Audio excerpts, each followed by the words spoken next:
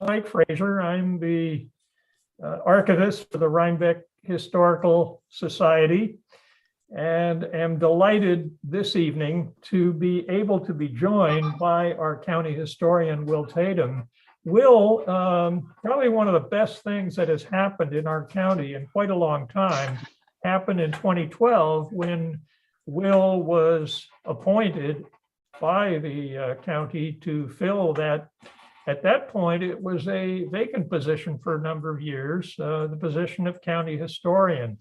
And Will has been doing all kinds of wonderful things, has not stopped. I don't know where he gets his energy from. He did make a presentation to us here in Rhinebeck on one of our history evenings. In 2017, we had tales from Dutchess County documents about crime and society in Rhinebeck. And also in May of 2017 at the Beekman Arms, joined by Nancy Kelly, he spoke about prohibition in Rhinebeck. And he's been very hard at work on so many different topics. He's on March 10th, he's going to be speaking about recovering women's stories from the ancient documents, looking at court records from 1721 to the end of the 19th century. And the county antique documents, I think you've been able to scan and post online, some 50,000 of those. That's just absolutely incredible, Will. And from that, he'll be talking about that topic of women's stories. And also, I see that upcoming March 17th, consumerism on the eve of the American Revolution. That's a Millbrook Historical Society program that Will be speaking at in this case. And he's using the store ledgers of Joseph Mabott, who I understand was not exactly a friend of the revolution, but managed nevertheless to have his store, or some of those store ledgers were preserved, and Will is going to be using that to talk at that point. Will, I don't know how you managed to do all that you're doing, and we're absolutely delighted to have you here this evening to talk about a map that's in the room behind me, in our archives room down here. And it's called the Morgan Lewis map, but you're the one that's going to talk about that tonight, not myself. And we're looking forward to hearing what you have to say. So, Will, the floor is yours. All right. Thank you very much, Mike. Thank you for your generosity and inviting me to present, and also in giving me access to that fabulous map. I'm going to attempt to share my screen with a PowerPoint presentation now, and theoretically, this is working. So one of the things that I have to say in terms of just management to start off with is, because of the way the Zoom system works, I can't actually see anything else that's going on while I'm screen sharing. So if you have questions, please put those in the chat to Mike so that you can record them as we go along. And any other questions, please send those directly to Mike too. And the case, and keeping my fingers crossed, knocking on wood here that we have technical difficulties, just bear with us and we'll be back in a second. So with all of those provisos said, I will begin tonight's presentation. So as you can see there with your title slide, we're talking about a hamlet of the town of Rhinebeck, place named Wurtemberg. You may be more familiar with the region in Germany, which it is of course named after, but this is one of the key core settlements that still survive in a recognizable fashion today, of a chapter of Dutchess County history that we don't hear a whole lot about, though in looking over our list of attendees tonight, I see that we have many representatives of fine old Dutchess County Deutsch families here today, and I'm glad to see you all. As you can see here, we have 3 different views of this settlement. We're going to get into more details as we go on, but the takeaway foreshadowing here at the beginning is that you're going to find the Lutheran Church at the center of this story, just as it was in the center of the first really good map that we have of the entirety of the town of Rhinebeck, surveyed in 1797 and 98. You can see that on the left side of your screen. We have the 1802 Lewis Morgan map that we'll be getting into more details on tonight. That's your center image. And then, of course, today, the modern church of St. Paul's Lutheran Church at Wurtemberg is still standing proud, and a reminder to everyone going up and down Route 9, as I do on my way to Poughkeepsie Monday through Friday, that history is very much alive and well here in Dutchess County, and it goes back quite a long way. So with that, I'd like to begin tonight with acknowledgements, and no small part because several of the individuals who have uncovered, I hate to see contributed to this presentation, because I'm more than standing on the shoulders of giants tonight, and I don't want any of my potential errors to take away from their work, but it's really been a team effort over a number of decades to begin unraveling the story of the Palatines and the Germans writ large here in Northern Dutchess. So I'd like to begin by thanking and Archaeological Preservation Advisory Committee, because back in the summer of 2020, they brought Wurtemberg to my attention. They gave me the opportunity to dig a little bit more into its history. And really from that point is where we can chart the birth of this particular presentation and the ongoing research. So this is really just a first brush over what I've uncovered in the last couple of months of research. You can expect more on Dutchess County Palatines and Germans to come. Next, we have the magnificent town of Rhinebeck historian Nancy Kelly, who has done the yeoman's work of digging through innumerable pages of manuscripts here in Dutchess County and Princeton, New York, with Livingston papers all over the place. She is potentially the one person who actually understands the minds of folks like Henry Beekman and Morgan Lewis in terms of how that leasehold system works.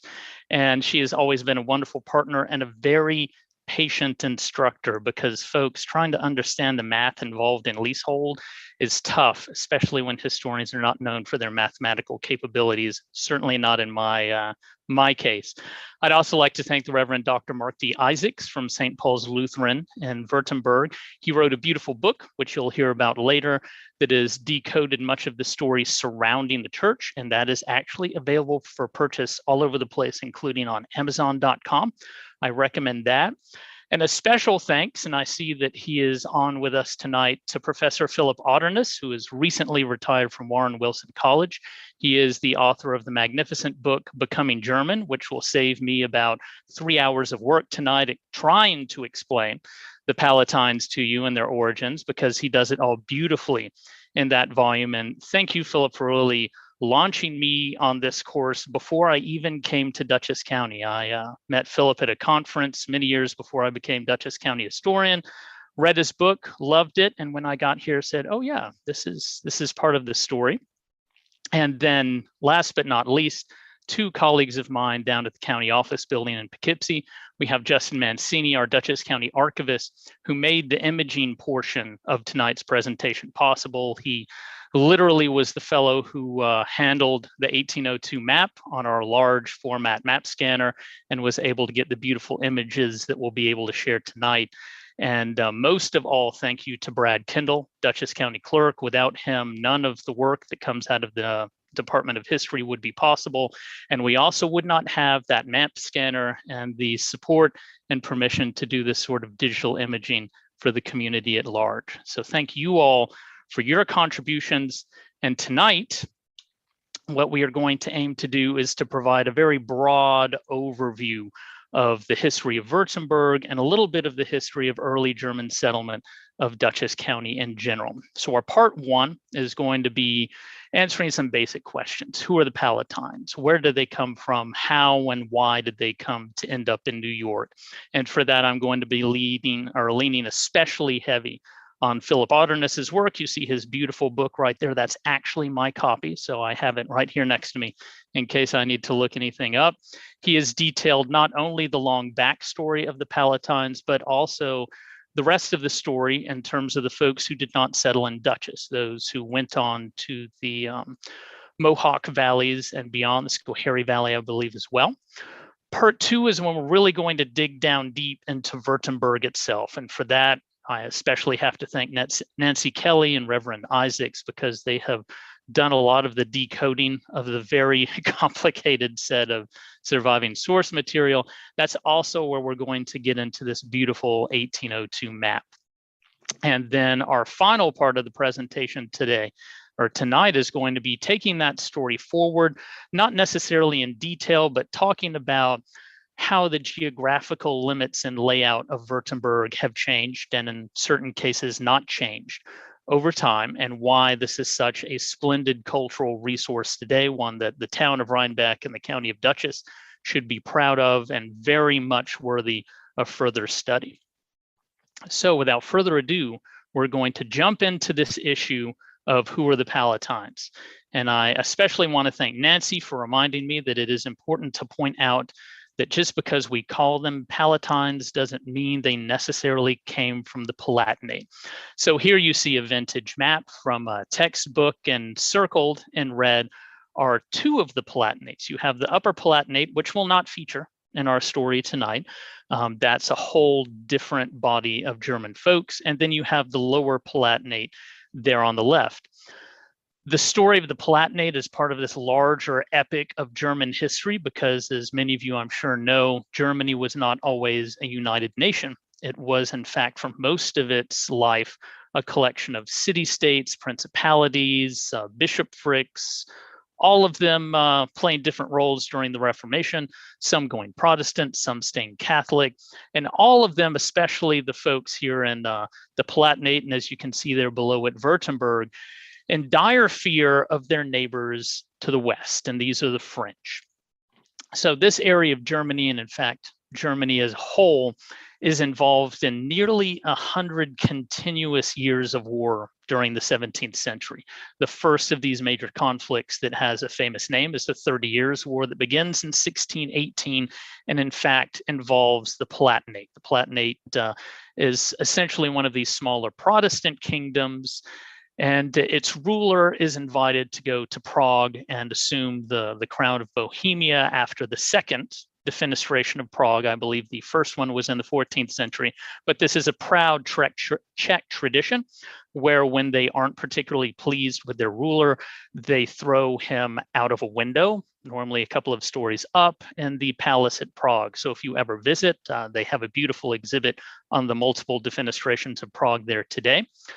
Regardless, the elector of the Palatine briefly becomes the ruler of a larger section of Germany, manages to kick off this 30-year-long war that devastates the entirety of what we now know today is Germany. Some estimates say that up to 30% of the population is either killed or removed during the process of these wars. Those end in 1648 with the Treaty of Utrecht. Then there's a little bit of a buffer zone until a series of wars, more or less fueled by the Sun King Louis XIV, erupt, the largest of which, and best known perhaps of which, is the Triple Alliance, because that involves William of Orange, also William III of England, that's William of William and Mary fame.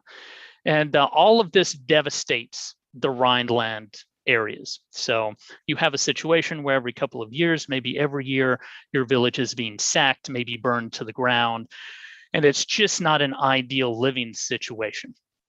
At the end of the 17th century, beginning of the 18th century, tourism takes a role in all of this. You have the publication of a little volume called The Golden Book, which tells all of these beautiful tales about the land of milk and honey, which is North America.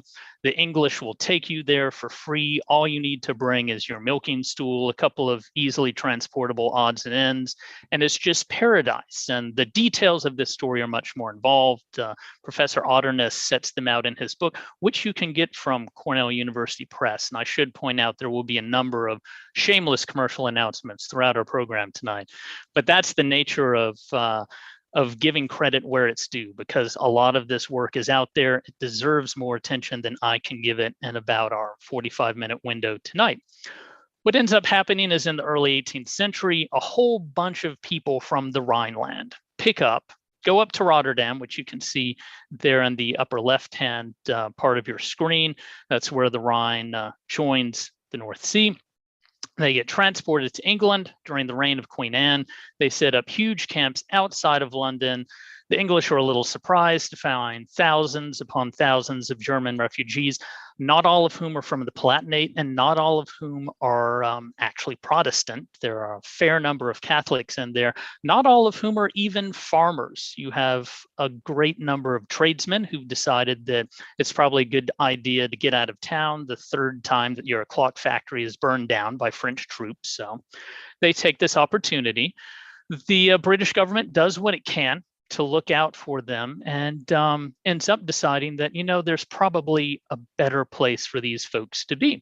But before we get to that part, let's take a look more deeply at why there's this confusion over what are Palatines and what are not Palatines. You can probably imagine British immigration, 1708, seeing all of these German-speaking folks coming in, asking the first couple, all right, where are you from? They say the Palatinate. You're like, okay, looking down your list. Okay, you get entry. Where's everyone else from? The folks at the back of the line have heard Palatinate, so, they answer too, and that's great. The situation becomes more complicated when you look at an actual map of Germany. You can see this one on the Library of Congress website if you type in that Empire of Germany above. This is super zoomed in. Just look at the profusion of names on that map. Germany is a very complicated place in any era. It's especially complicated in the 18th century when territorial divisions are forever shifting, but just the high degree of population is not. So here, if we do a little bit of underlining to help you out, you can see the Palatinate is this area up in the upper left there, underline the name, and Wurtemberg is this much larger area in yellow. It includes such beautiful places as Stuttgart, which is today the modern center of the Wurtemberg area. It also has Rothenburg on der Tauber or Tabor, or pardon my terrible German pronunciation, which I know several of our researchers have been to, but folks from all over this area were moving up to England, to the London area. And this is what you can see in terms of a modern map, makes it a little bit simpler. So you can see the Pfalz, which is the modern descendant of the Palatine, and then Württemberg-Baden, which is the division today. So moving the story right along to New York, it's 1709, and Queen Anne's government is getting a little bit tired of having these thousands upon thousands of German refugees hanging on the outskirts of London. Some have gone back to Germany because it's better to maybe roll the dice on a French invasion than it is to go through multiple English winters in a tent. Not a recommended housing option there. But there's a need over in New York for some labor. A guy named Livingston, you may know him, Robert Livingston, not the chancellor, but one of the chancellor's progenitors. He's got Livingston Manor, which you can see in this upper portion of your map from 1755. And you may wonder, why are we looking at a map of New England in 1755? It just happens to be an excellent graphic of the area that our presentation will be focusing in on tonight. But in 1709, roughly 3,000 of these German-speaking refugees are put on boats and sent over to the Hudson Valley. Livingston has this idea: naval stores. The British Empire is known for its navy, not as large in 1709 as it will be later, but still a pretty serious concern.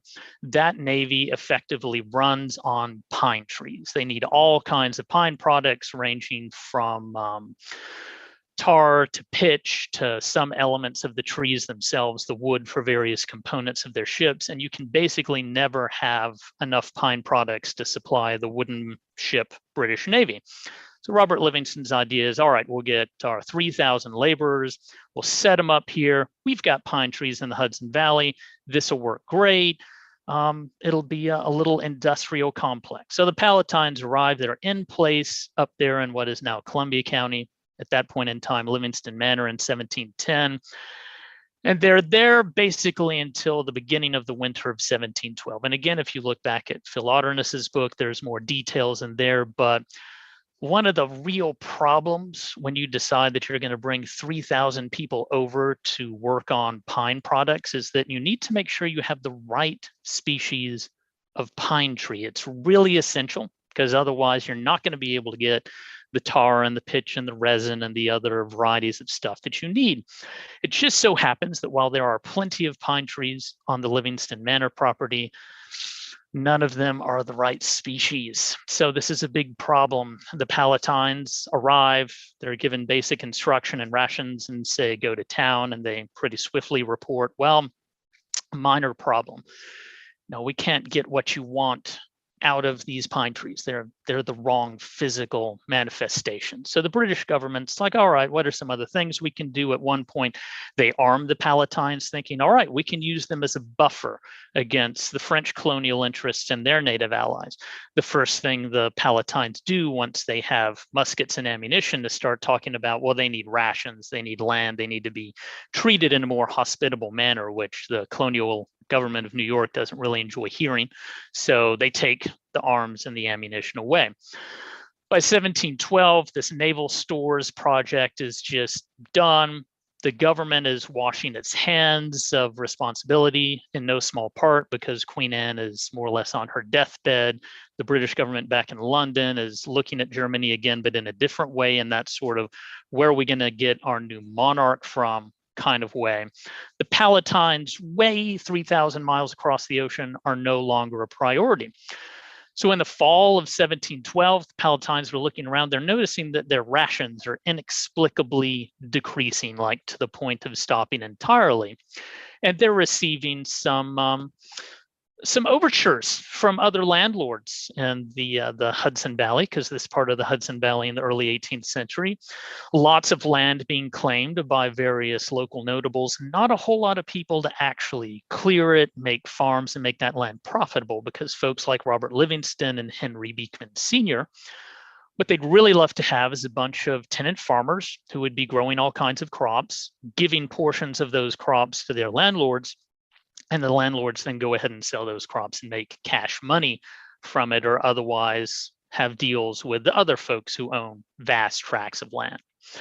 So it's getting to be winter of 1712, and folks are looking around. They're on Livingston Manor, and they're saying, all right, winter's coming, food's not, probably a good time to leave. This is the point where a whole bunch of them go out to the Mohawk country. And again, when you look at Professor Otterness's book, you'll see their story chronicled there, including up until the 1830s, where some travelers at least are suggesting that they're still dressing like it's 1740. The Germans were not quite yet the fashion-forward crowd that they are today. But you know, those wooden shoes never quite go out of fashion. Some of the Palatines go across the river. That's where you get West Camp from, West Bank. They end up settling from there down into the Kingston area. Some stay in the East Camp, which you can see here labeled as the Palatines Town or Camp. And that's where you get the modern community of Germantown and portions of the town of Livingston.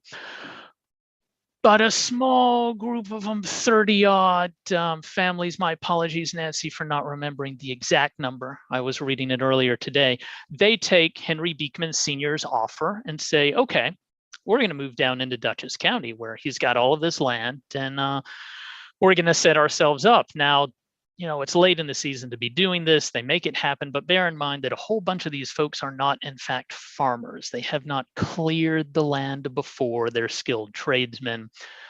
So there's a whole bunch of hardship to that story that you can read about in these other volumes that are being mentioned through our commercial announcements, but we're not going to get into the nitty-gritty of that today. So that's part one. Part two.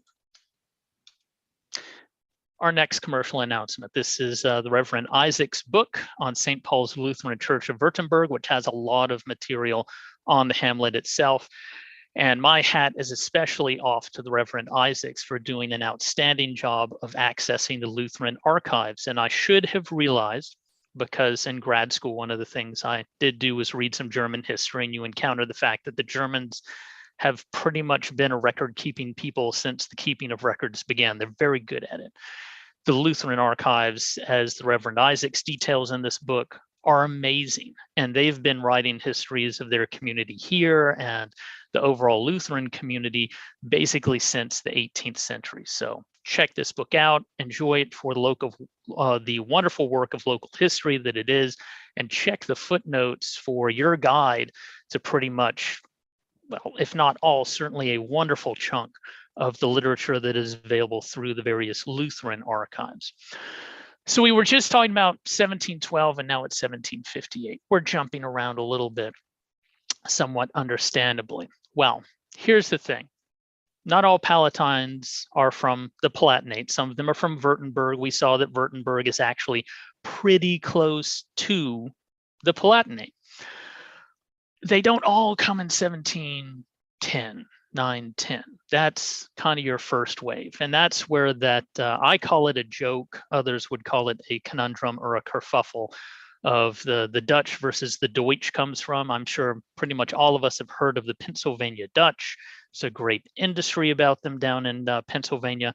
There are still a great many Pennsylvania Dutch folks around. The language is preserved to a certain degree, but of course they're not Dutch, which in this period is known as Low Dutch in certain respects or in certain contexts, especially the various churches. You'll see in period maps, including some that we'll talk about today, some maps are, they have churches labeled as High Dutch, which is Lutheran, and others have it as Low Dutch, which is Reformed.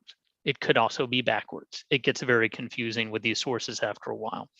Anyway, getting back to our story, how we get from 1715 or 1712-ish to 1758. So the initial settlement of those Palatines in Dutchess County occurs at what is now known as Old Rhinebeck, not the aerodrome, not the stone church, basically kind of the Rugi dealership at the intersections of Route 9 and 9G. When you look at your screen, if you can see my cursor, it's down sort of at the lower right-hand corner of this map here. That's where they settle first, and they build a log church more or less where the historical marker and the cemetery are today. If you're going north or south on Route 9, you'll see it just above the Route 9, just north of the Route 9G intersection there. The side of the church is probably a parking lot right now, but that is a vibrant Lutheran community. You also have the Dutch Reform, because for a while there, they shared the same building. They've got different views on the details of the faith, but you know, by careful scheduling, everything can work out.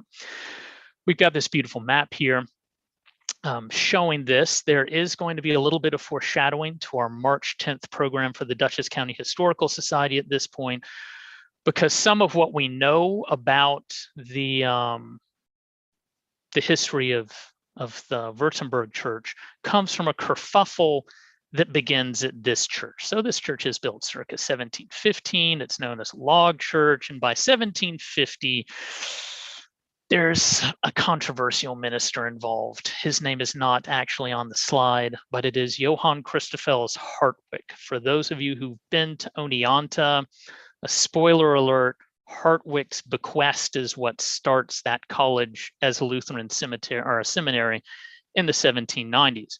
But before he is the respectable, somewhat founder of Hartwig College, Reverend Hartwig is having lots of problems with his parishioners. So many problems, in fact, that the Grand Patriarch of the Lutherans in North America, the Reverend Henry Melchior Molenberg, whose church and home are preserved as historic sites down in Pennsylvania, makes a special trip up here in the fall of 1750 to try to iron things out, to make things happy again, because Hartwig is serving about a half dozen congregations at this point. He rides the circuit around. One of those is the Statsburg congregation. Now, today, of course, Statsburg and Wurtemberg are different places at some remove from one another. However, in 1750, in the fall, when the Reverend Molenberg is here, the congregation that is today Wurtemberg is actually physically located down near Statsburg. He gives us some brief descriptions in his diary, which are beautifully replicated in the Reverend Isaac's book, about stopping in there to speak with the folks and also crossing the river there to get back over to the West Bank and head back down to Pennsylvania. So that's one of our first data points. We also have some other data points from internal Lutheran communications that survived from 1743 and 1748 that establish there is a Lutheran congregation south of what we now know as the village of Rhinebeck, what was then Rhinebeck Flats, in sort of the area of Mills Cross Road on the modern map, and we'll see a modern map in just a bit. But as part of our foreshadowing, this is from our ancient documents collection, which Mike Fraser mentioned at the beginning. These are the documents, the surviving filings of the County Courts of Common Pleas and General Sessions from its inception in 1721 all the way up until 1889. So 1750, Reverend Muhlenberg is here. He's trying to smooth things out. He says, I gave it my best shot and then I went home. Clearly things didn't turn out incredibly well, because in May 1754, a grand jury sitting down in Poughkeepsie at the county courthouse, and all 5 of them have sat on the same piece of land. So if you go to Poughkeepsie today, you see our beautiful 1902 brick courthouse. That's the place where this grand jury said, we're bringing an indictment for assault against Reverend Hartwick. And he had beat multiple people on 2 consecutive Sundays in April of 1754, literally like with a horsewhip, beat them out of that log church into the middle of Route 9. So if you're driving up and down today, you can think about that happening, especially as we draw closer to the April timeframe. So he was indicted for assault. He ended up settling out of court. He's in court again, though, a couple of years later, but we'll get to that in greater detail next month. But for now, hats off to the Reverend Hartwick for making all of that trouble, because had he not, we would not have the valuable source of the Reverend Muhlenberg's commentary. So moving right along, let's situate ourselves geographically on the modern landscape. And there's nothing really better for that, or perhaps easier for that, in my opinion, than a nice Google Maps snapshot, which you have here today. So you've got, if you can see my my pointer here, you've got Route 9 over here. You've got New York State Route 9G, which did not exist in 1758. Just want to point this out. This slim little line going up and down here is modern Wurttemberg Road, which did, my apologies, exist, well, would come to exist in the 1750s. It's certainly there by the 1790s. But when you pass the park at Burger Hill, or you pass the animal hospital down here, between those 2 points, you are effectively in Wurtemberg of the mid-18th century onwards. And please note here that marker for the Vlaai Marsh Trail. Vlaai is a Dutch word for basically swampy ground, more often than not spelled V-L-Y. You'll see it featured here in a little bit, so bear that in mind. But in terms of the original location of that Wurtemberg congregation, we're probably looking down here close around to where Mills Cross Road is, where the modern state trooper barracks is. It was the land of the Frailes, also known as the Frohlichs, if you want the more German version of that. We're going to have more details on that coming up, because that is featuring in another research project that's ongoing right now. But basically, think about this area as we move forward in our discussion tonight. And of course, think about especially the church that you can see regardless of the season up on this higher ground to the east, which is St. Paul's, Wurttemberg. Now let's turn the dial back just a handful of years. And this should actually read 1797 to 98, because that is when Alexander Thompson produced a complete map of what was then the town of Rhinebeck, which included what is now the town of Red Hook. So this is just a small piece of a much larger and more involved map, of which there are at least 4 known copies. I have suspicions that there may be 1 or 2 additional contemporary copies that are floating around, because I see them pop up on the for sale market, or normally what I see is signs that they have popped up and have been sold, and a little bit too late to the game to get a view of them. This is a scan of the version in the Bard College archives, because it's one of the most involved. But if we look up at the top here, we can see Crom Elbow Creek, still a landmark there today, and we can see what is today Wurtemberg Road here. And this map really brings home two of the sites that still are the defining elements of the Wurtemberg cultural resource today on that landscape. The first is the German Lutheran Church. So we know that it's there by December 1797, January 1798, when this map is created. The other is more or less the Marquatt's holdings. On this map and all of the other versions, it's labeled as Marquatt's Inn. We're going to see that it doesn't quite line up with what we see on the 1802 map, but that's okay. As we look at this, this is modern Primrose Hill Road. This is Schultz Road heading out into the town of Clinton, which is up here. This is in 1797, still the town of Clinton because the town of Hyde Park separated in 1821. And then the rest of this is Rhinebeck, and a really surprising to me number of these roads are still in use today. So if you ever ask yourself, why is this road so narrow? Why is it so curvy?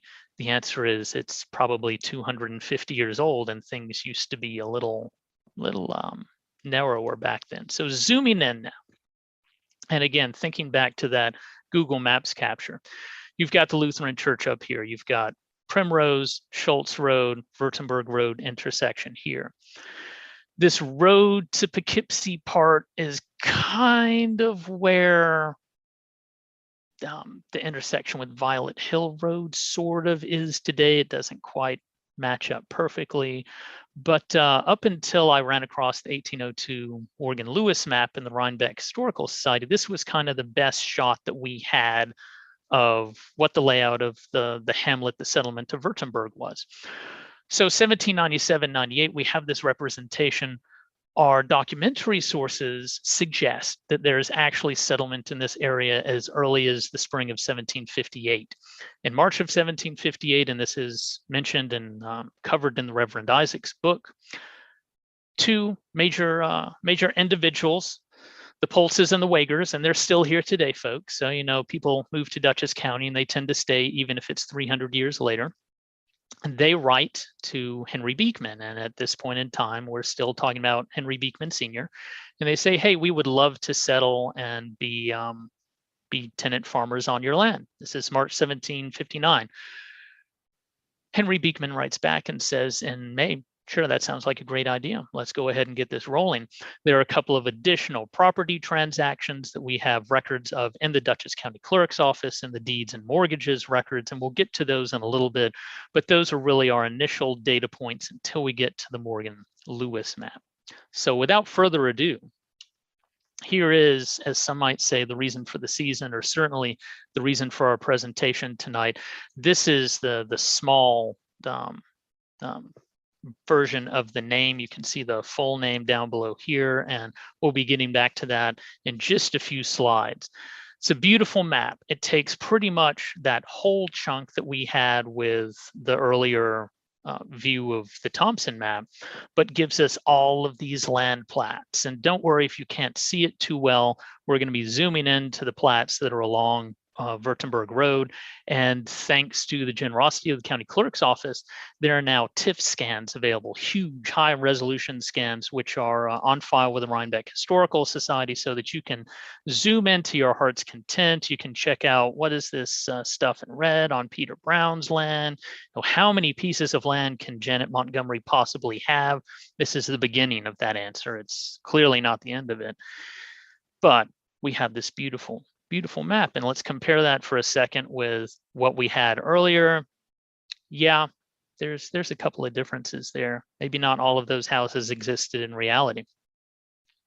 Now, this has German Lutheran Church. It doesn't really have any labeling on there to say what's the name of this settlement. However, when we look at this map, it says Wittenberg, and you might well be forgiven for saying, oh, these folks must come from Wittenberg in Germany, because there actually is a Wittenberg in Germany. It's not Wurtemberg.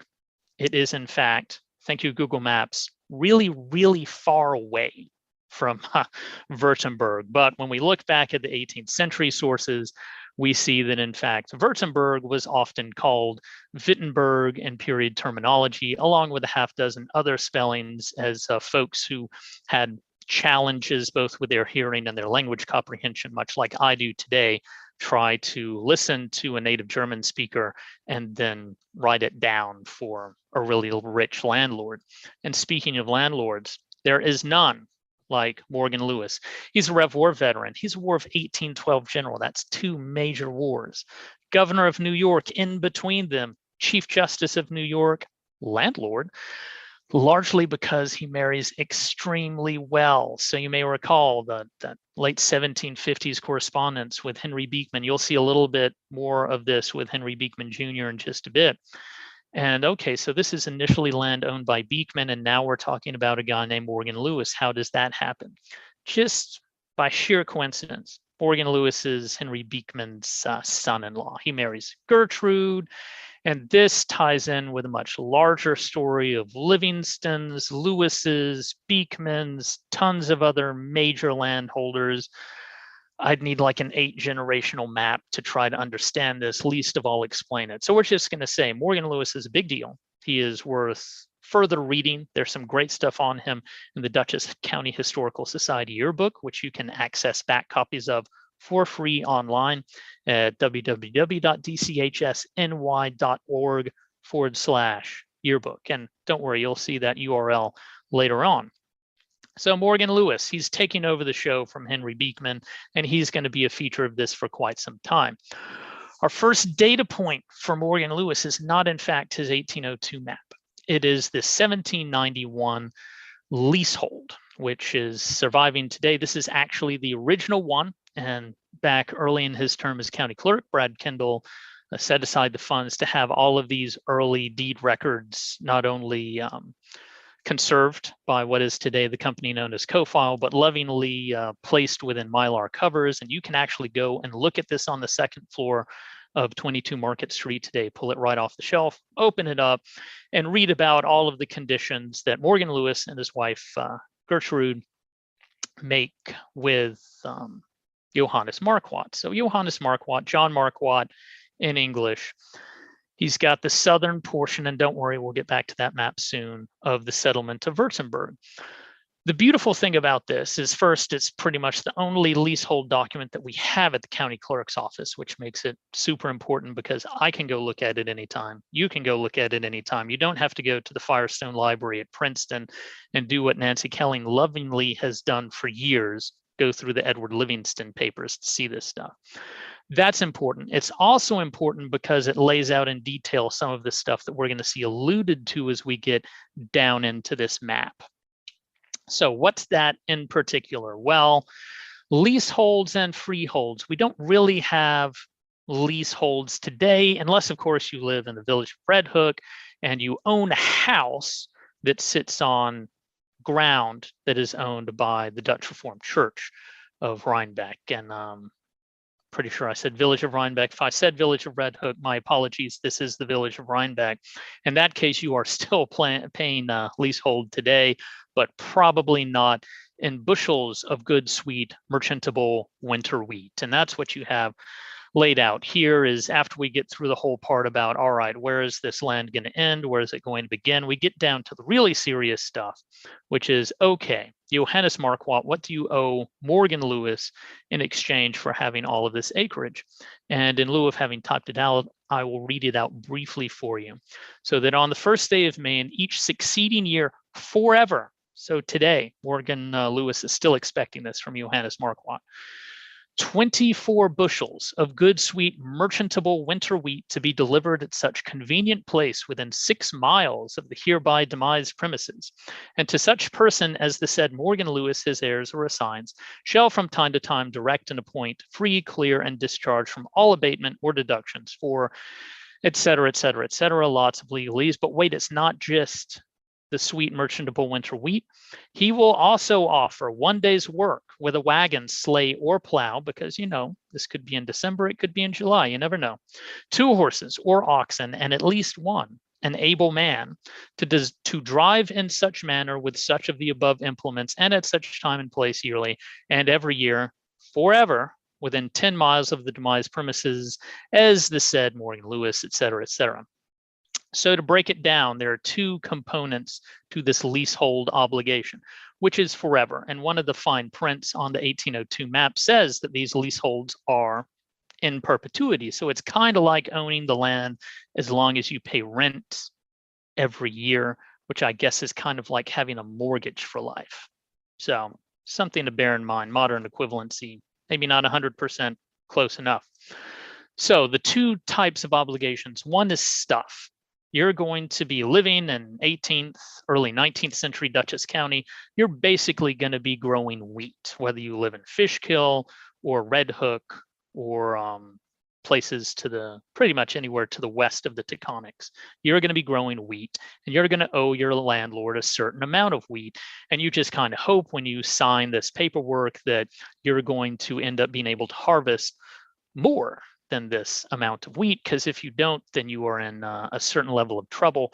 But it's not just the results, the fruit of your labor that your landlord gets. He also actually gets your labor. And this is an arrangement that goes all the way back to feudal times in Europe, where you turn over a part of the crop and you also spend, in the medieval case, normally a couple of days, if not weeks per year, doing whatever it is that your landlord or just lord needs you to do. Build a road, repair the castle, serve as feudal levy in his feud with a neighboring bishop or baron, whatever he wants you to do.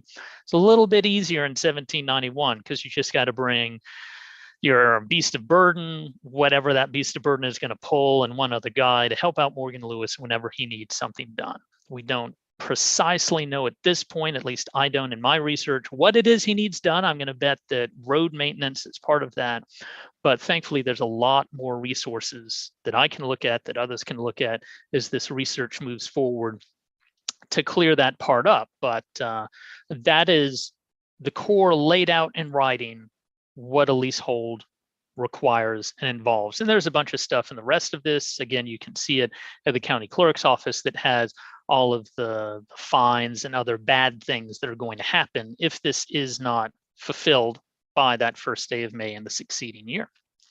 So moving on past the legalese, at the bottom, this is what really makes this document. And this is one of the county clerk's real passions, is maps. So in our early deeds and leasehold documents, we often have maps. And I want you to pay careful attention to this one because it ties in with the 1802 map.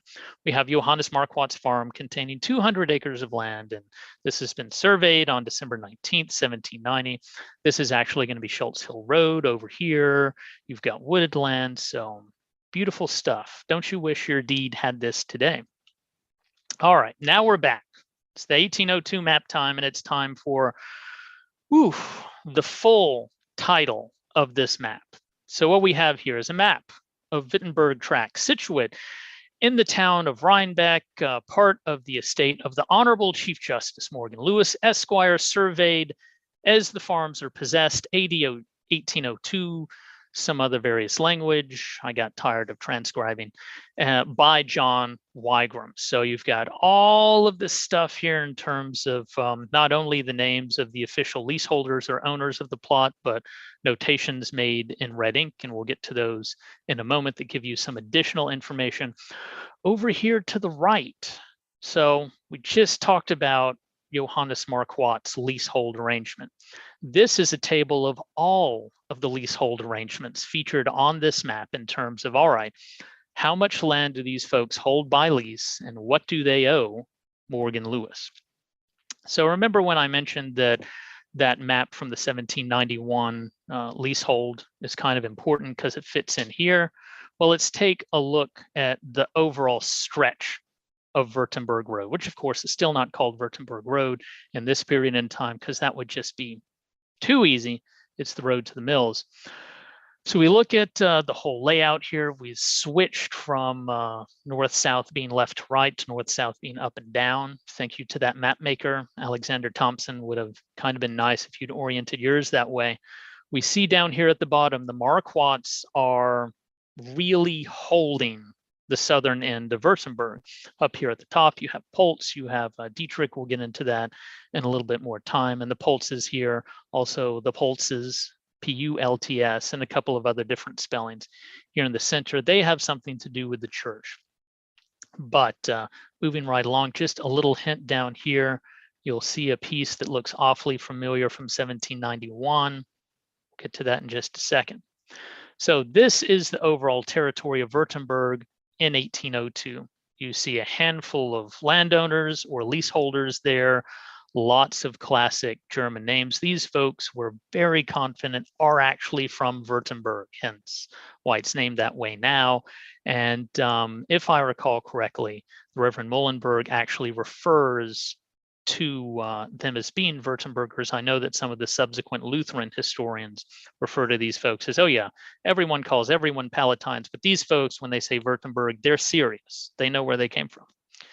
So let's zoom in for a moment on that general account tab. And as you could see in this previous image, it goes on quite a ways because Morgan Lewis has a large number of tenants and he's very keen to make sure that he knows everything about those tenants and that there's a record of what he's owed, because it's no good being a landlord if in fact you aren't receiving your due rent. So we look at this general account. You've got your names of all of your tenants here. You've got, all right, what is the lease or what does the survey say is their acreage? What does the lease say is their acreage? Because, clearly these numbers should be the same. Commons is blank because there's no lease involved for the commons. Then Steenbergs clearly own their land. But in all these other cases, Alexander Thompson, potentially the surveyor of those earlier maps, those numbers line up. You have some surplus acreage over here, then your total acreage is recorded in this column. And when you look down here at the bottom of the page, you see that, oh, wow, look, Johannes Marquatt is actually recorded here. It is the same amount of acreage that he is referred to in that leasehold document. Isn't it wonderful when record keeping actually matches up in the 18th and early 19th centuries? Because I can tell you, straight up that record keeping doesn't always match up, not even today. So this is nice. It is good to see and reminds us that it's really important to keep all of this stuff together so that we can compare it. All right, we're zooming down now to the Marquatts. We're going to take Wurtemberg section by section and look at these names. So you have two Marquatts here. You've got George Marquatt and Johannes Marquatt. And if you've ever, like me, looked at the modern spelling of Marquatt and said, how do you get Marquatt, the pronunciation out of that? Shouldn't it be something like Marquette or Marquet? Like, no, let's go back to 1802. This is why they're the Marquatts. So you've got George officially owning the land down here. You've got Johannes officially owning the land. But what do we have in red? And this, of course, is why it's important to really be able to zoom in on this map. We have a notation that in May of 1791, George Marquatt's farm is leased to Johannes Marquatt. So again, we have agreement between our sources. Morgan Lewis is on top, or at least his people are on top of the records management equation, something that, being part of the clerk's office, we take very seriously. We're glad to see that there's been a strong 200-year tradition of excellent record keeping in Dutchess County. So we've got that lease there. And just to give you a quick flashback, there's the map from Liber 11, page 307. There's George Marquatt's land. We've pretty much got a matchup.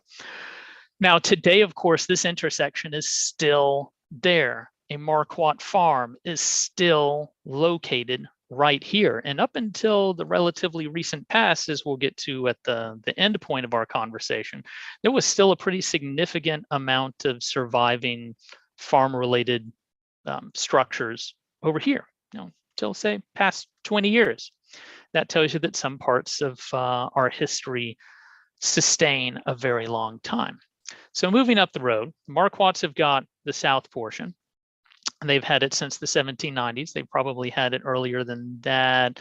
So on some of these, and we'll get to that in our next section of Wurtemberg Road, you can see just how far back. But here, actually, you've got an entry, and I apologize for not having it more zoomed in, but that's 204 acres per lease to him, Johannes Marquatt, the 1st of May, 1768. So this is where this map begins to bridge our gap between, all right, correspondence with Henry Beekman at the end of the 1750s. Then we have property transactions that we can document in the county clerk's office in the 1770s. How do you get from A to B?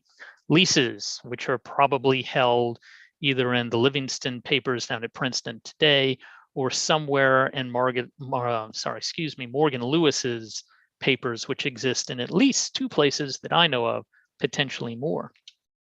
So moving right along, now we're in the center, and we're back to our other real foothold of Wurtemberg, our landmark, and that is the Lutheran Church, which you see right here. So 1802 again. There's a church there. And if you go and read the Reverend Isaac's book, you'll see loving detail discussing the erection of this church, the question that historians are still debating. Did they take parts of that Statsburg church from earlier on? Was it actually a church, just a barn that they used? But that question aside, if it existed, did they take parts to build this church, or was it built from scratch? Not really a whole lot of consensus there, although the Reverend Isaacs has noted that if you go into the belfry today, you see some really early looking timbers there.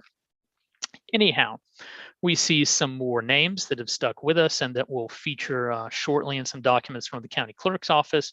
Michael Wager, Burger, of course, Burger Hill goes way, way back. It's not just about a delicious lunchtime option. And of course, George Poltz. And you'll see the Poltzes remain here for a long, long time. And we have this notation that it is, this land has been leased to Michael Poltz since at least 1st May, 1769. You've got the church, you've probably got a schoolhouse right here. And that is also covered in the Reverend Isaac's work. It's also referred to in some other land documents that we're not going to quite get to tonight. Then we go up and, excuse me for a moment. So we're not going to go up to the northern part of Wurtemberg yet, because we're going to look at these documents, which are again preserved down at the county clerk's office. You can pull them off the shelf and look at them today. This is a fairly early document, not the earliest one we have, but it's 1785, between George Poltz, Sebastian Poltz, Paul Weger, and Sebastian Weger, and then effectively the church itself. And what this does, it's an instrument that is referred to in the Reverend Isaac's book. This sets out the land for a cemetery. We're going to see that cemetery again. But I have it here because of our names here, Poltz, Poltz, Weger, Weger.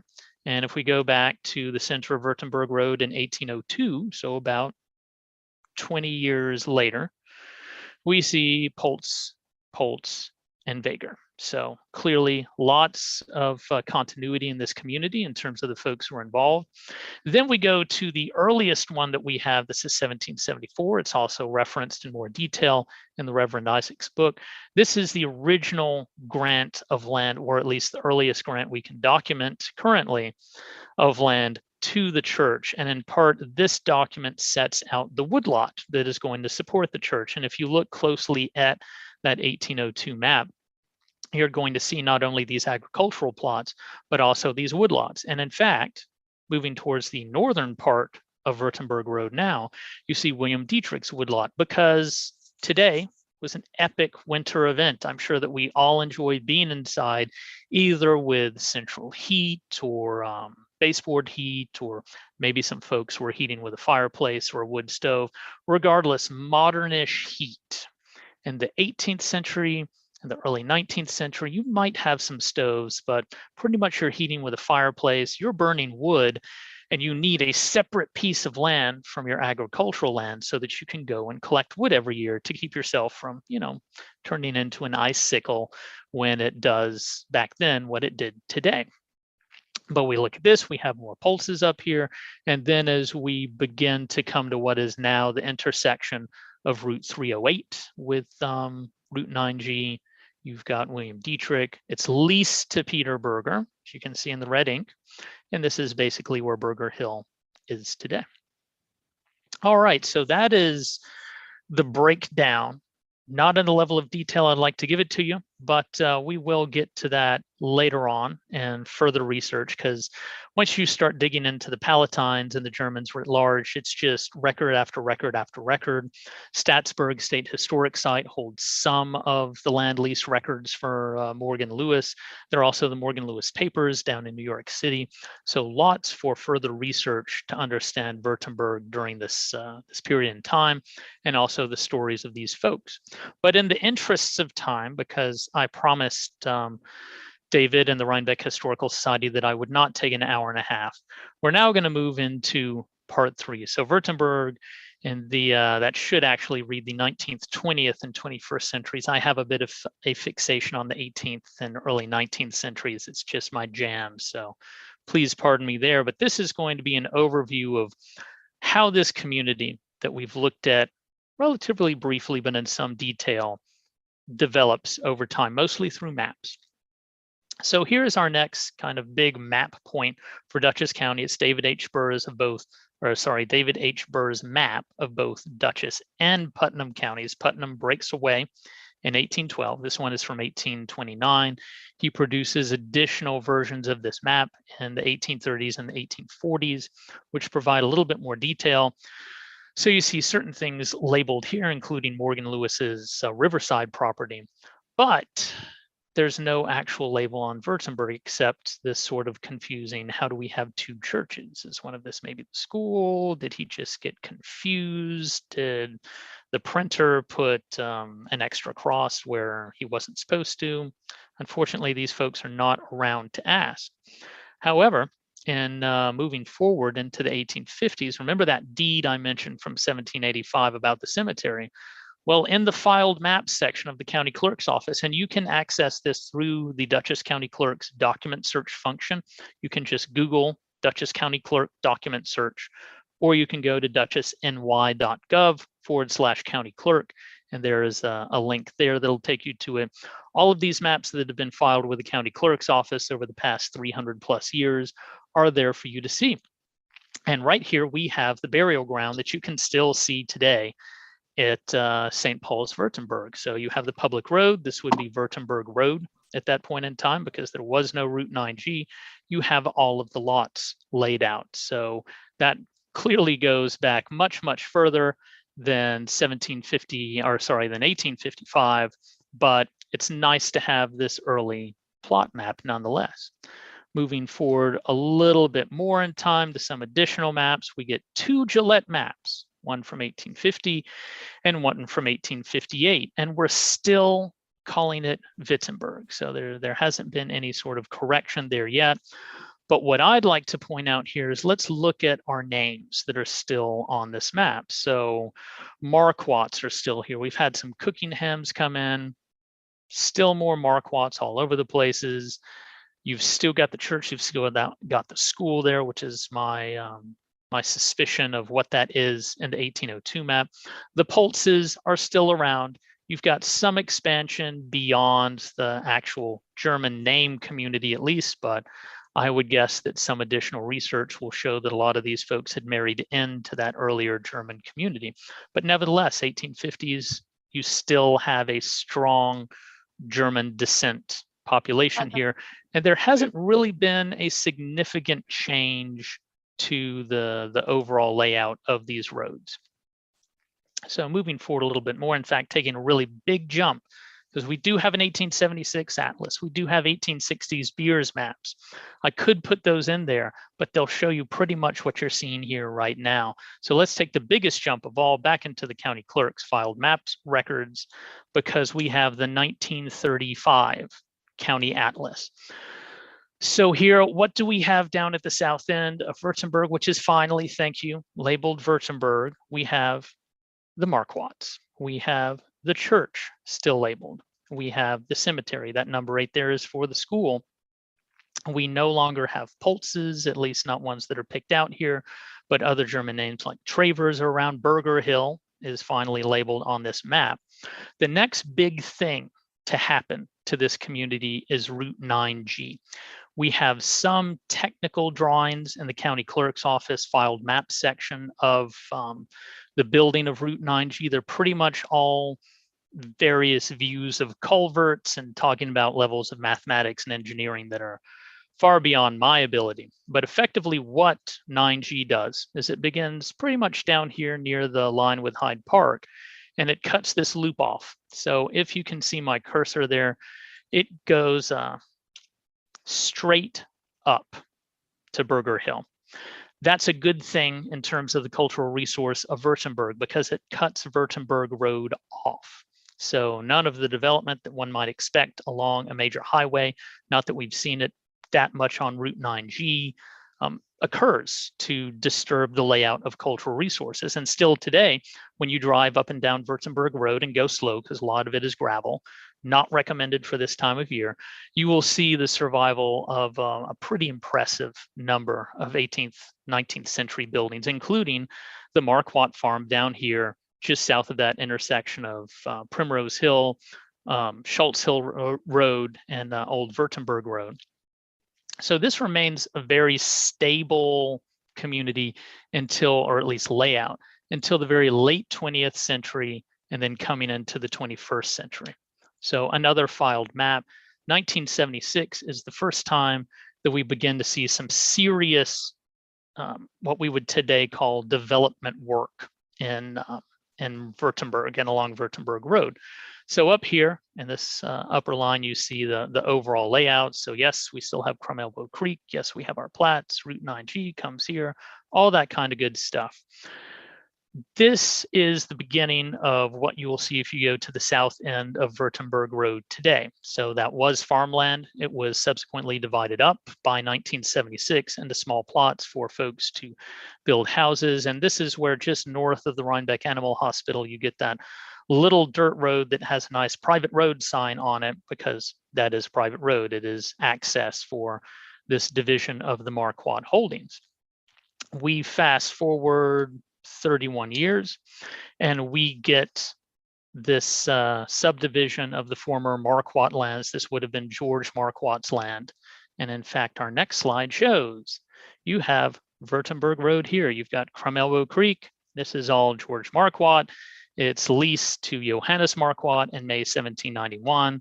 In 2007, you still have some remaining agricultural structures here, barns and whatnot. This is all divided up for subsequent residential development, and today you can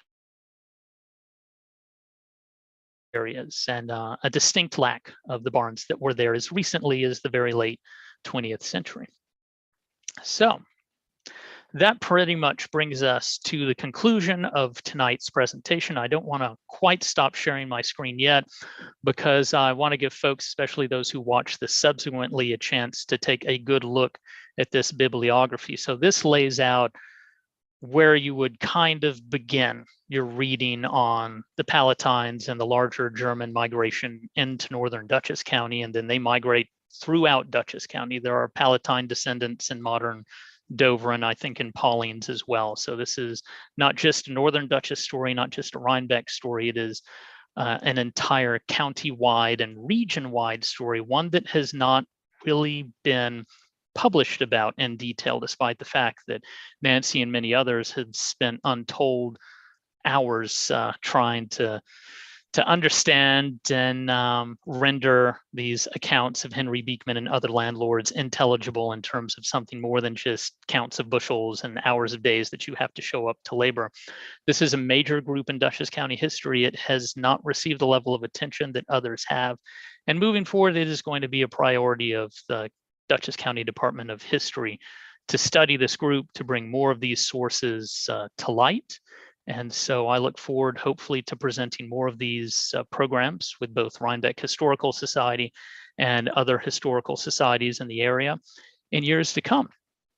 So thank you all very much for your attention this evening. I think I kept things more or less within a reasonable time frame. We covered a lot of history. We made references to a whole heck of a bunch of source material, and there are mountains more where that came from, thanks to German record keeping.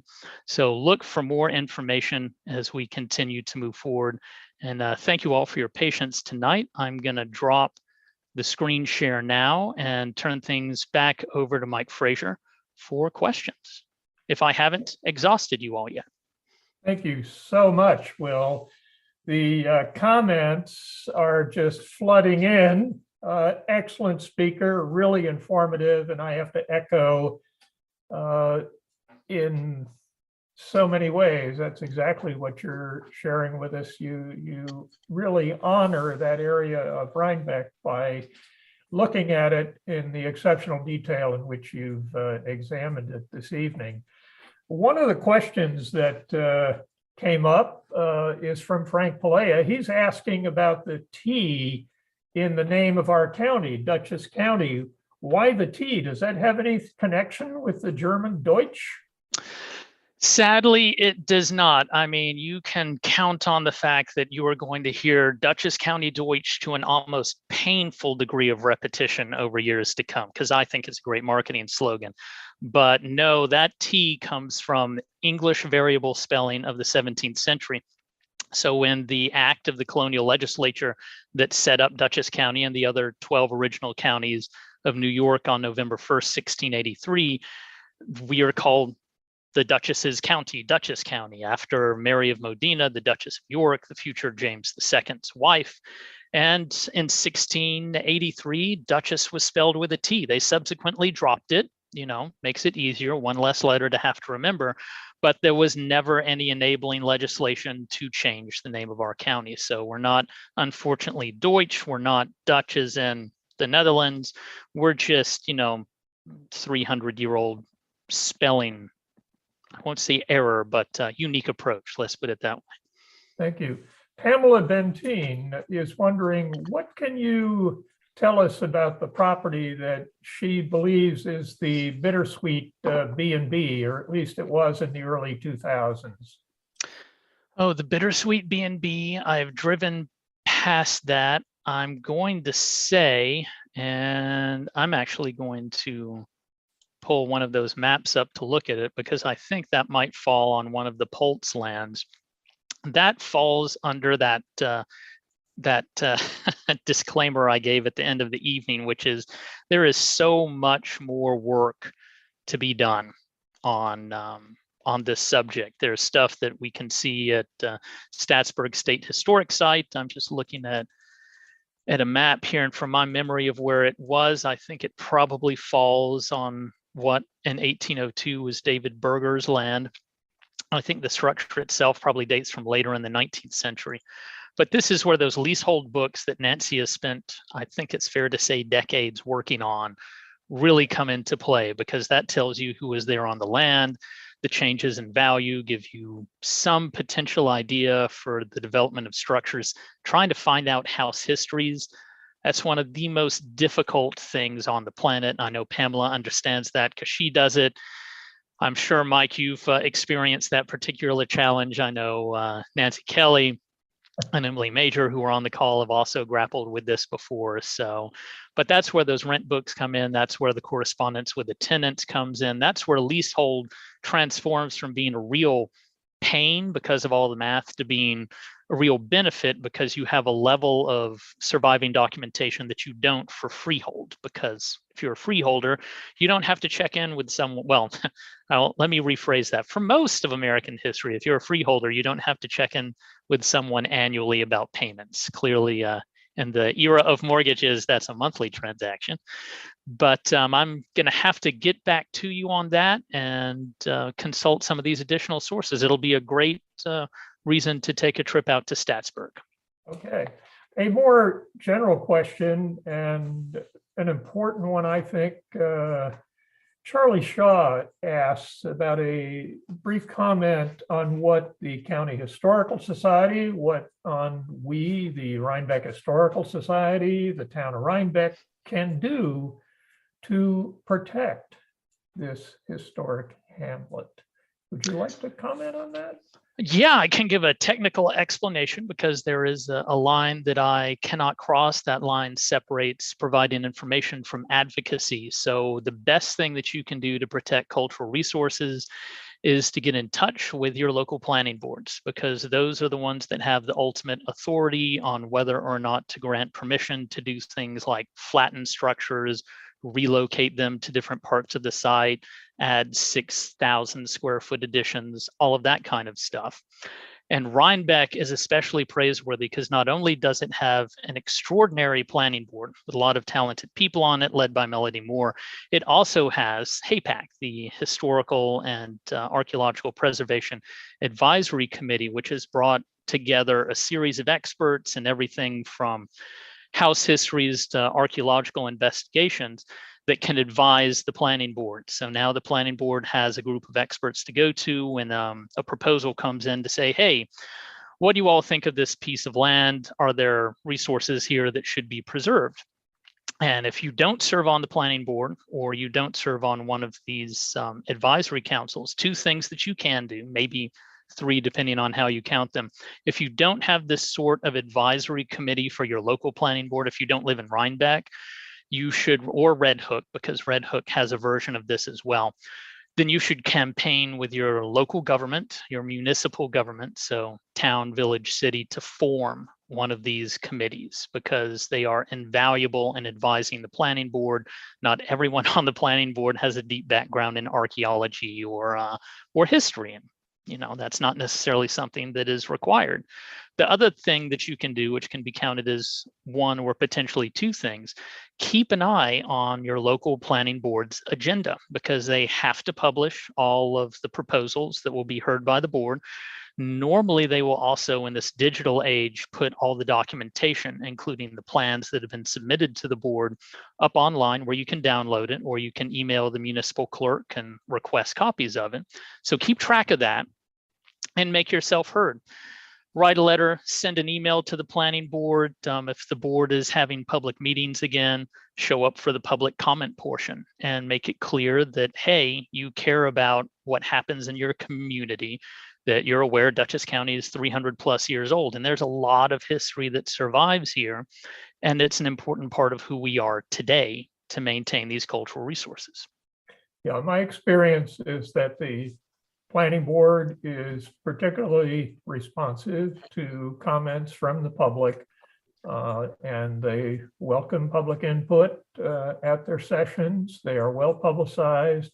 The information is put on the town website. But what matters is folks paying attention and submitting comments that are very specific, identifying what the concerns are with proposed development changes in properties. Nancy Kelly in her role as town historian, I in my role as deputy town historian have commented on proposals, not only in this section of Rhinebeck, but throughout the community. And those comments are listened to, they paid attention to. There are a lot of issues that go into any decision the planning board has to make, and any input we can provide will be helpful. And the more specific it is, the more helpful it can be.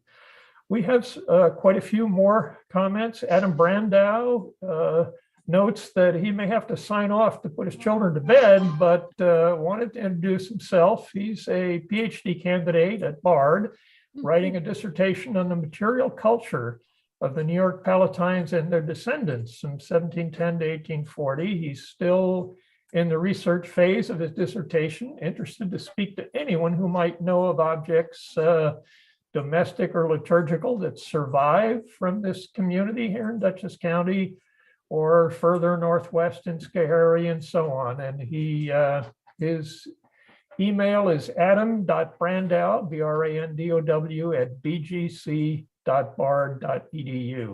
So I just wanted to share that with anyone who may have material to share with him. And thank you, Adam, for doing that kind of work. Many comments, Will. Robert Kahn must have been in the classroom quite a bit. He rates you as a student with an A+. And there are quite a few others in the same vein. Thanks so much, Will, says Kelly Grant. I'm wondering how much migration between there and here on the Waldeck line in Nova Scotia. Same peoples from similar places in Germany, though our gang emigrated after the revolution with the British. Our gang dispersed after receiving land grants. I don't know if you wish to comment on that. I do actually, because Kelly has given me a great opportunity to make a point that I neglected to make earlier, and this comes out of Nancy Kelly's excellent article on the Palatine farmstead, which you can still see the actual building today along Route 9 headed north out of Rhinebeck, is that of 1710 to 1712, the Palatines come straight to New York one possible point of origin for the folks who settled Wurtemberg is not necessarily that they came straight to New York, but that they could have come from elsewhere. And I mentioned that article in particular because the second generation of owners of that farmstead, and I'm sorry, Nancy, I'm not going to try that name because I know I'm going to butcher it off the top of my head. She makes a point that that line actually came into America down in Philadelphia and then moved up to Rhinebeck because of connections between the German communities in Pennsylvania and the German communities here in New York. And that is a big point to take home, is, the Pennsylvania Dutch and the Dutchess County Deutsch aren't like strangers. They are all part of a larger group of people with intertwined familial relations, business relations. Just because they came from the Rhineland at different points in time or ended up in different places in America shouldn't lead one to think that there isn't a level of connectivity between these communities. And as the Reverend Isaac's book makes note, the Lutheran Church is acting across the board in North America to link all of these communities together, because pretty much all of them have a church at their core. That church is in contact constantly with all of the other churches in the region and in the other hierarchies of organization. So these folks are in communication. I can't say for sure that any of these Dutchess County Palatines ended up in Canada. I would not be surprised, however, because one of the things we're going to be looking into as we approach the 250th anniversary of the American Revolution is how those loyalties played out in America, and especially here in Rhinebeck, in terms of, all right, which of these folks sided with the king, which of these folks decided to play it low, which of these folks were 100% in favor of the revolution itself. Those folks who sided with the king and left the county, basically, some of them came back, but a lot of them ended up with your Waldeckers in Nova Scotia because they joined Royal Provincial Regiments like the New York Volunteers, which had an entire company. So roughly 50 odd men, all from Dutchess County. It was known as the Dutchess County Company at the Battle of Long Island in 1776, which is really early in the war for provincial troops. But those folks certainly did not have the option to come back to Dutchess County or Rhinebeck, and probably ended up there around the River St. John's and spread out with the other loyalists. Mary Ellen Matisse, who's the Montgomery historian, has an intriguing question. Do you know why the east side of the Hudson was primarily long-term leaseholding, and where she is over there in Montgomery on the west side of the Hudson, it was short-term leaseholding, and then the land was sold to the lessee? Why that difference? I can't give you 100% answer on that, Mary Ellen, and thank you for tuning in this evening. It's always great to hear from you. But I do have some thoughts. And the big thought is, and I know you know this from being over in Orange County, is that the West Bank is settled earlier and it's settled more densely.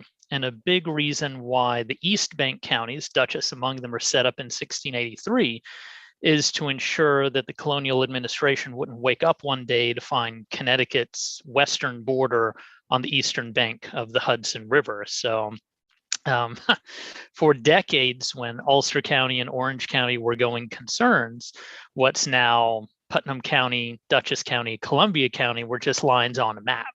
And it was very easy to sell large tracts of those lines on a map to people like Henry Beekman, to the Schuyler's, to the Livingstons. It was a whole nother issue on settling them, and the sort of condition that those grandees wanted, the people who had hundreds of thousands of acres, was they preferred having tenants, just easier to manage, long-term return on investment, leases for life. It's a passive income that you don't have to worry too much about. On the West Bank, there's just this different culture. It's older. There's more of a focus on independence, independent land owning. And make no mistake, that was part of the concerns of the actual tenant farmers in Dutchess County. And we normally think about things like Tin Horns and Calico, the rent riots and rebellions being something in the Catskills. A lot of that happened here in Dutchess County before the Revolution. during and after the Revolution, the big estates that were held by loyalists like Beverly Robinson, which is most of modern Putnam County, were broken up and sold. But there was tremendous pressure during this period to get the same sort of deal that folks on the West Bank had. There was not the leverage that the folks on the West Bank had here in Dutchess, because the guys who own all the land, they make the conditions. I'm not sure which map Allison Wallen is referring to. There was I think this might have been the 1755 New England map, but her question is, you showed a map with two landings on the Hudson River. One was Marquatt, and I think, was the other one Schultz Landing? Yes, there's definitely a Schultz Landing at one point. I can't remember the name off the top of, or the map off the top of my head. But one of the things to remember is really up until not that long ago, certainly the 20th century, the river is your major highway. So all of the stuff that's being grown or mined or otherwise made in Dutchess County and the interior of Dutchess County that is destined for market elsewhere is being taken over to the Hudson River, put on a boat and sent down to New York City, or in some cases sent up to Albany. This is something that continues even after the railroad comes through and theoretically provides a better offer. But the Schultzes, now most famously from Clinton, they had a landing and they had a pretty thriving trade through there, both shipping stuff out and bringing stuff in for their stores in the town of Clinton. And in fact, part of that archival imaging initiative that the county clerk's office is undertaking right now is scanning the Schultz store ledgers that have been in the possession of the Clinton Historical Society and the town of Clinton historian Craig Marshall. So yes, there was definitely a Schultz Landing. It did not belong to a guy who necessarily lived in Rhinebeck. We've got, I have to tell you that many of the additional comments praising the quality and detail of the work that you've done, really, really impressive. Judy Gemeyer Testa has a question. I have Palatine, I guess it's more a comment. I have Palatine connections from the area of Fleetwood, Pennsylvania, Germantown, Hanover Precinct, Ulster County, Montgomery, New York, and early Canaan's Wayne County, Pennsylvania. Okay. Yep, that's the Lutheran Church and all of these friend and family relations at work. Okay. Allison Meyer, another question. The 9 partners patent tended to be sold versus leaseholds. Is this true? That unfortunately is a question that I don't have the information at my fingertips to answer right now. I have not delved deeply into the 9 partners, but part of the complications of the Great 9 Partners patent, which is the earlier one, which is now basically the center of Dutchess County. I'm not looking at the sky, I'm looking at a big map that I have above my computer, but that's today Washington, Pleasant Valley, Clinton, Stanford, and all the way out into Amenia. You had 9 partners, and not all of them really necessarily wanted to be landlords because, yes, it's passive income, but every now and again, you've got to deal with upset tenants who may eject someone physically from leasehold, and then they start burning down buildings, and it gets really, really tough, which is the whole Prendergast Rebellion in Southern Dutchess right before the American Revolution. So some of them just want to sell and get out. And that's certainly the case in the Little 9 Partners patent, which is today Milan, Pine Plains, and portions of Northeast. And that's where a bunch of these Palatines end up. Some of them end up as tenant farmers, but others of them straight up go out and buy chunks of land and begin to spread south and east through Dutchess County. Finally, a question that came from earlier regarding availability of this Zoom program. We are recording it, and David Miller, the president of our historical society, will be editing this recording. He normally would be with us this evening. Jeff Christensen is substituting for him, recording this as well as myself so that we have a backup. David, unfortunately, has had to be down with his wife in burying her mother this coming week. Unfortunately, she recently passed away, so he can't be with us tonight. Normally, he'd be editing this within 24 hours, but let's give him a little bit more time. And this will be available on YouTube. If you go to Rhinebeck Historical Society on YouTube, or you can go directly to the Rhinebeck Historical Society.org website, and on the homepage, one of the choices is videos, and all those videos are posted in chronological order. So this one will be at the very top. So Will, I'm gonna Michael and Will, I'd like to give just one bit of information. Go right ahead, Nancy. As I said, Will had an excellent presentation, but I think there are people listening that are interested in the Palatines, and we should mention Henry Z. Jones, who has done a number of books about the Palatines, and his information is now available on the New England Genealogical Society website, and also the books are available for sale. Right.